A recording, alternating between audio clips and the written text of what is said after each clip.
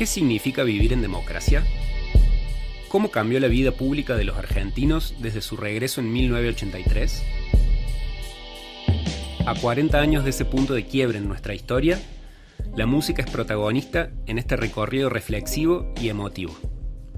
Desde Córdoba, provincia de festivales populares y confluencia federal, nace Zona de Promesas, 40 años de festivales cordobeses en democracia, un podcast de La Voz que propone un viaje histórico por aquellas manifestaciones colectivas que convirtieron a la música y al baile en motivos de reunión y celebración.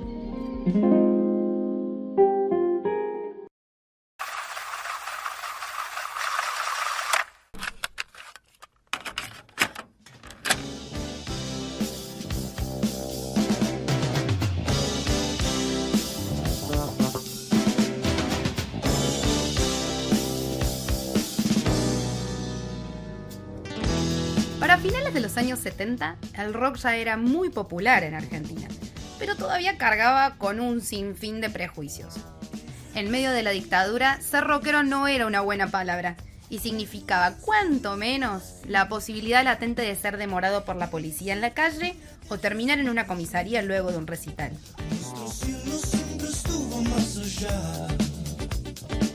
En ese contexto, específicamente en 1980, se realizó el Festival Argentino de Música Contemporánea en La Falda. Argentino Contemporáneo La Falda 80. Este pionero de encuentros rockeros en la provincia tuvo un antecedente en Cosquín en el verano del 76. 4 años después se realizó por primera vez y continuaría a lo largo de la década del 80, marcando realmente una época.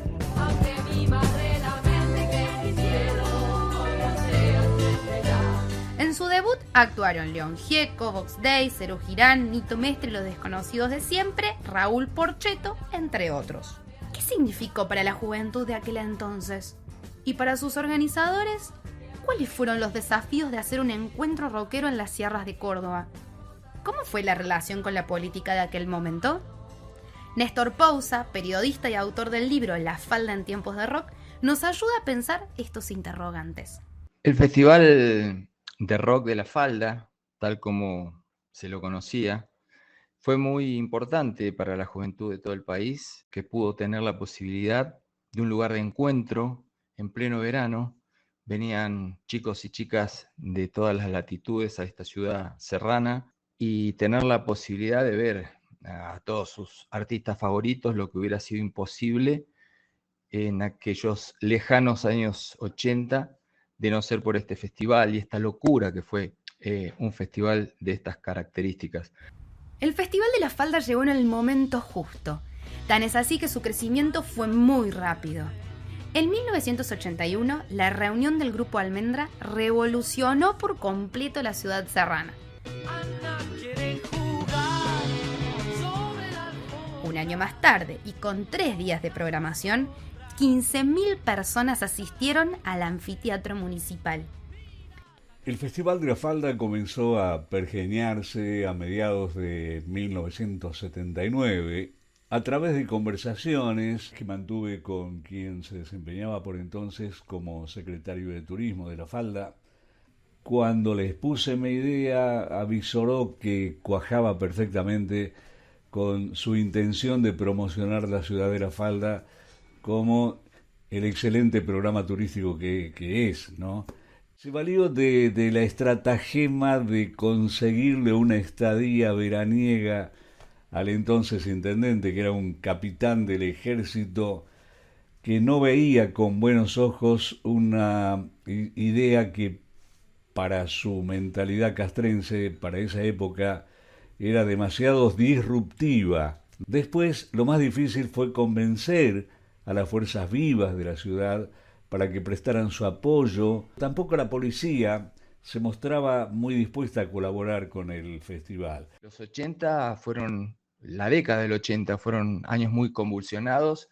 El festival empezó en la última etapa del gobierno de facto, atravesó la transición democrática, la nueva etapa democrática que empezó en el 83. Fue realmente un hecho inédito y que tomó por sorpresa a la ciudad y que se instaló así, sin publicidad previa prácticamente.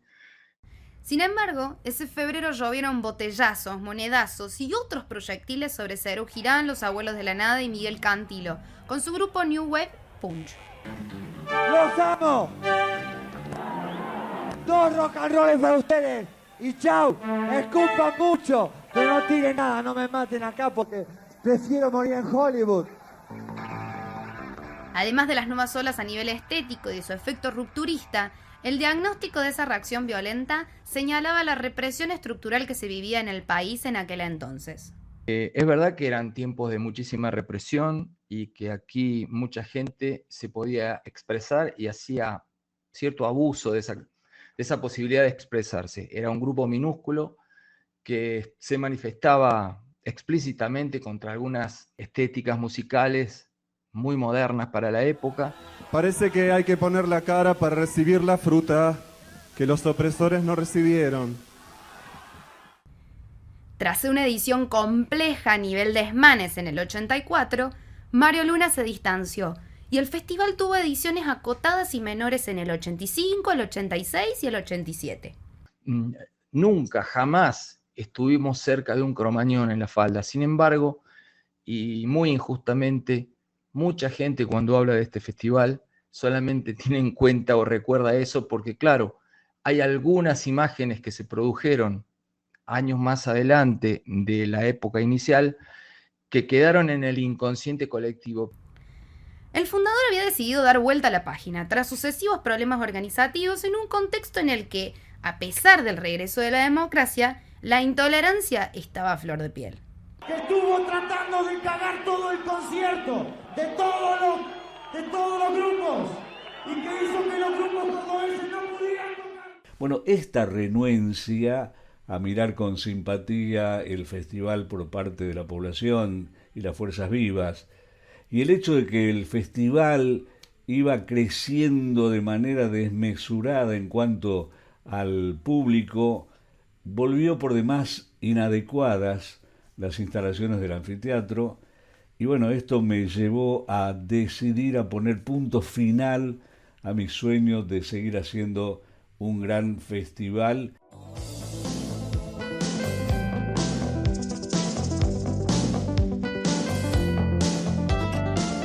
Despegado del velo violento que se había adjudicado a la falda desde buena parte de los medios, entre el 85 y el 89, Luna impulsó el famoso Chato Rock, evento en el que brillaron nombres como Soda Stereo, Sumo o los fabulosos Cadillacs, junto a algunas bandas locales como Postdata o Proceso Ricuti.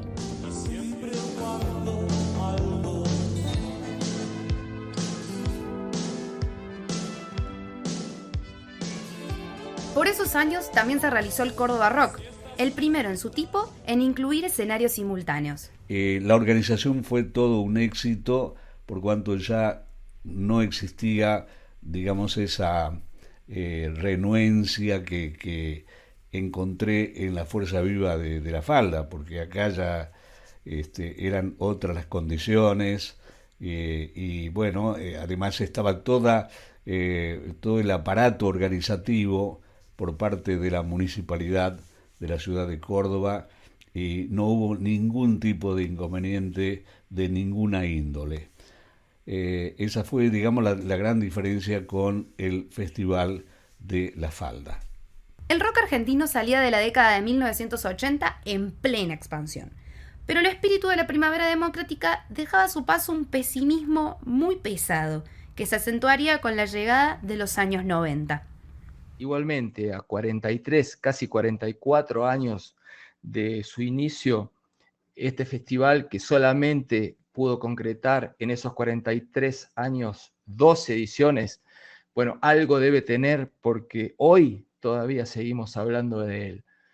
Así que evidentemente marcó un tiempo y como dije en un momento, no podemos hablar de estos 40 años de democracia si en algún lugarcito del relato no tenemos en un lugar preponderante lo que fue el Festival Argentino de Música Contemporánea de la Falda.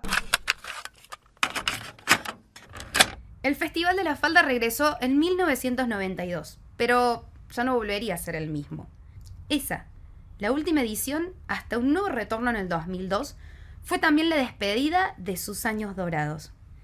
Ese fin de ciclo llegó además en el marco de la irrupción de una nueva camada de artistas.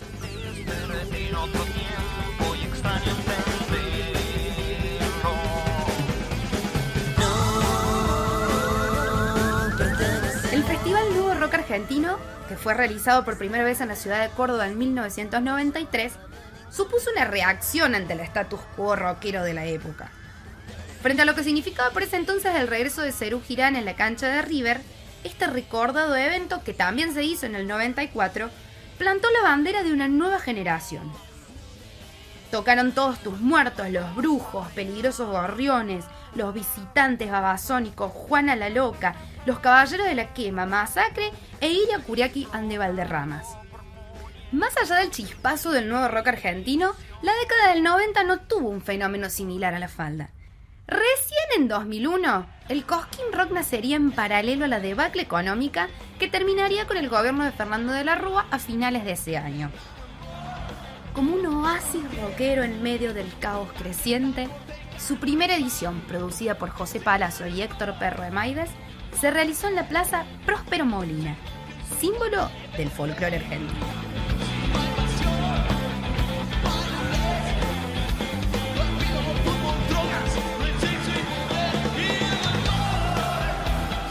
Durante 2 noches, y qué grandes noches, con Divididos, Los Piojos, Las Pelotas y Versuit Vergarabat como las principales figuras, el evento tomó la posta festivalera. Desde su nacimiento comenzó a cimentar una mística propia que se profundizaría en los primeros años del nuevo milenio.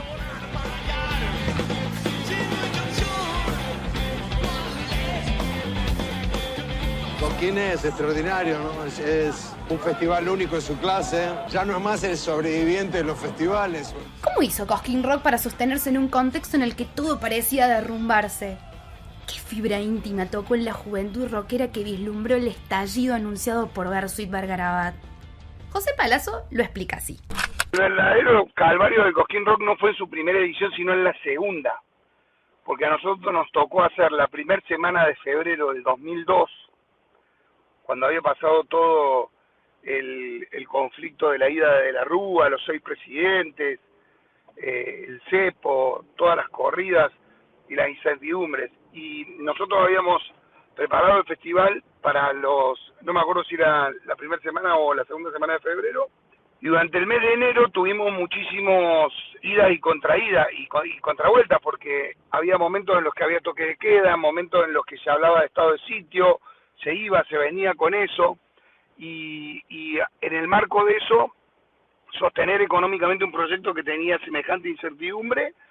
Y el 2002 fue una edición histórica del Cosquín, porque fue muy exitosa a nivel convocatoria con respecto a la primera.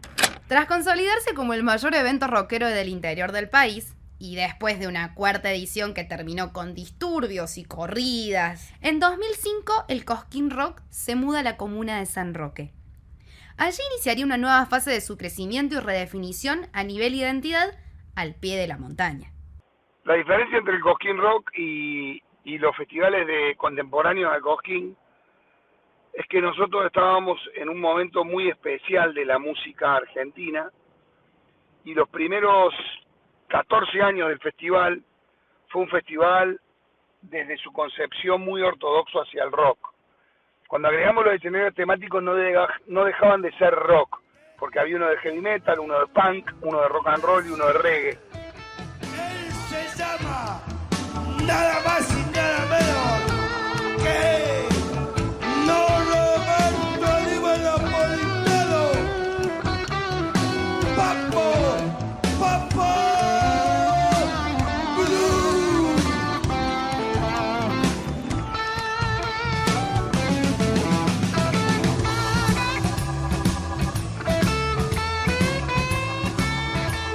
En 2011, el festival encontró su lugar definitivo en el Aeródromo de Santa María de Punilla, donde actualmente se realiza. Anoche hubo fiesta en el club de Blue Rock. A partir del 2013 rompimos el paradigma con la llegada de Calle 13, que fue increíble, y a partir del 2016 empezamos a agregar otros estilos, y en el 2017 gracias a que el Cosquín hace Colombia, hace Perú, hace Bolivia, hace México, nuestros socios de cada uno de esos países nos abren un poco la cabeza hacia otros estilos musicales. Antes de que Cosquín Rock saliera a conquistar el mundo, hubo años en los que no logró reflejar en su grilla lo que comenzaba a burbujear en diferentes circuitos emergentes.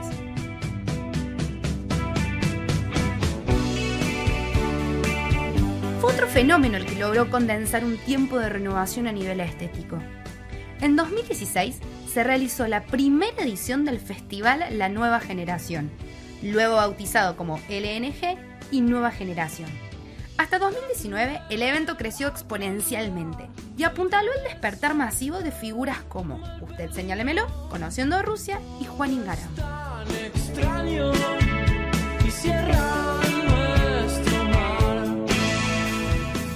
En paralelo, y tras unos polémicos dichos de José Palazzo, una productora cordobesa se propuso realizar el primer festival con el 100% de artistas femeninas y disidentes en su grilla.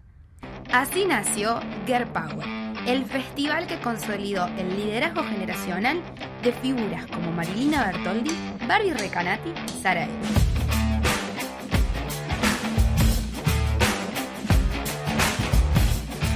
Básicamente en el año 2018 estábamos programando una fecha en Club Paraguay y de repente nos dimos cuenta de que esa fecha no solo que se superponía con otra fecha que ya estaba ocupada en el club, que tenían que ver y que podíamos seguir invitando más artistas. Entonces nos dimos cuenta sin querer de que estábamos haciendo un festival, porque ya teníamos por lo menos 5 artistas que iban a participar. Creemos que evidentemente era el momento y el lugar y era muy necesario que exista un festival Girl Power.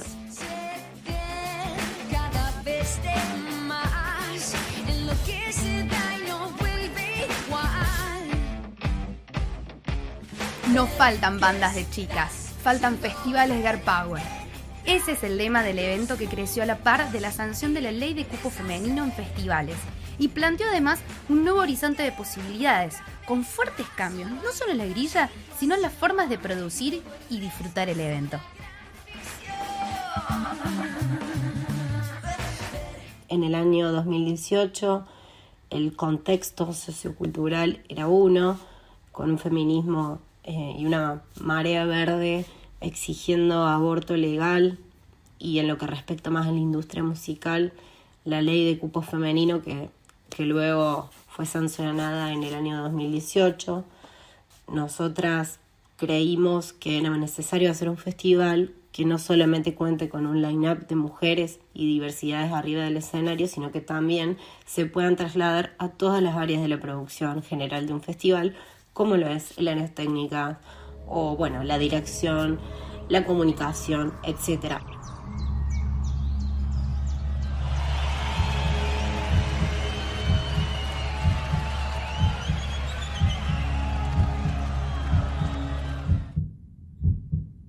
Lamentablemente, la pandemia puso un freno al crecimiento exponencial que se venía desarrollando en el ecosistema festivalero, y no solo en Córdoba, también a lo largo del país. Después del parate de casi 2 años, un nuevo escenario comenzaba a dibujarse. La cancelación del Nueva Generación en el 2022, luego de una fuerte amenaza de tormenta que no se terminó de concretar, dejó en claro que algunas cosas ya no iban a ser como antes del COVID. En la que estaba llamada a ser su edición consagratoria, el festival que supo mover el avispero de la industria nacional se marchitó. Vamos a ver si conocen esta.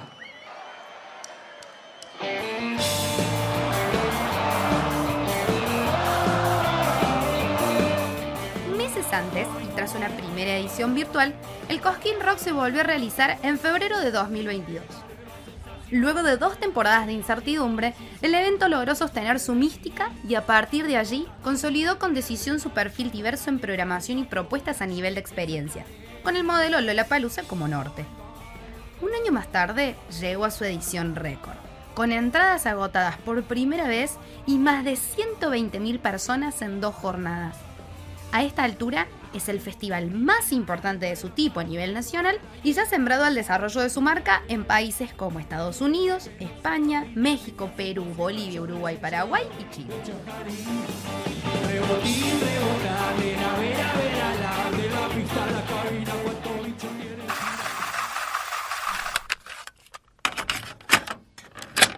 A casi 44 años de la primera edición del Festival de la Falda, el panorama es diametralmente opuesto al de aquellos días. Ya no resulta extraño pensar en eventos masivos que reúnen a miles de personas en torno a la música, mucho menos si algo de todo esto tiene que ver con la cultura rock. La Falda, Cosquín y los demás ejemplos vistos hasta aquí forman parte de una tradición que se ensancha con el paso del tiempo y se actualiza al ritmo de las nuevas tendencias.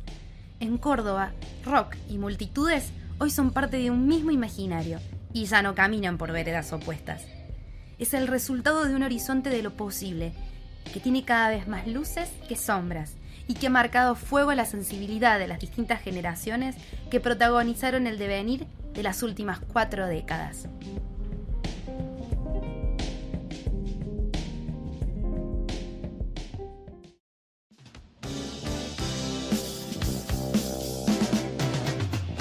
Gracias por estar del otro lado.